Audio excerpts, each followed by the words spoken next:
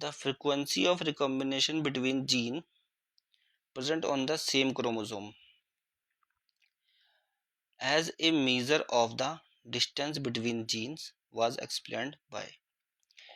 तो देखो एक क्रोमोजोम है, ठीक है, सेम क्रोमोजोम है, कोई एक क्रोमोजोम है, उस क्रोमोजोम्स में हम देख रहे हैं फ्रीक्वेंसी ऑफ रिकॉम्बिनेशन दो जीन्स के बीच में।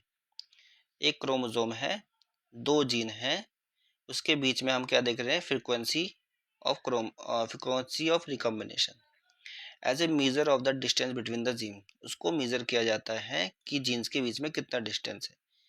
कहने का मतलब ये है कि अगर दो जीन जो कि क्रोमोसोम्स पे हैं, इसमें फ्रीक्वेंसी ऑफ रिकॉम्बिनेशन मतलब रिकॉम्बिनेशन जो है, अगर रिकॉम्बिनेशन बहुत ज़्यादा कम हो रहा है, मतलब अगर इस वाली केस में तो कम होगा, दो जीन जो बहुत पास पास में अगर रिकॉम्बिनेशन कम हो रहा है तो उससे पता चलता है कि जीन्स बहुत ज़्यादा पास पास में है।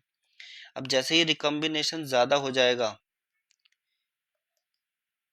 तो रिकॉम्बिनेशन जैसे ही ज़्यादा होगा, इसका मतलब कि पता चलता है इससे ज़्यादा रिकॉम्बिनेशन होने की वजह से कि जो जीन है वो बहुत दूर दूर है। ठीक है, तो ये कहने का मतलब है frequency of recombination between gene present in the same chromosomes की फ्रीक्वेंसी, जितनी ज़्यादा रिकॉम्बिनेशन हो रहा है जीन में या कितना कम रिकॉम्बिनेशन हो रहा है जीन के बीच में जो कि सेम क्रोमोसोम्स पे हैं, उसको नापा जाता है कि जीन के बीच में डिस्टेंस कितना है, उस तरीके से।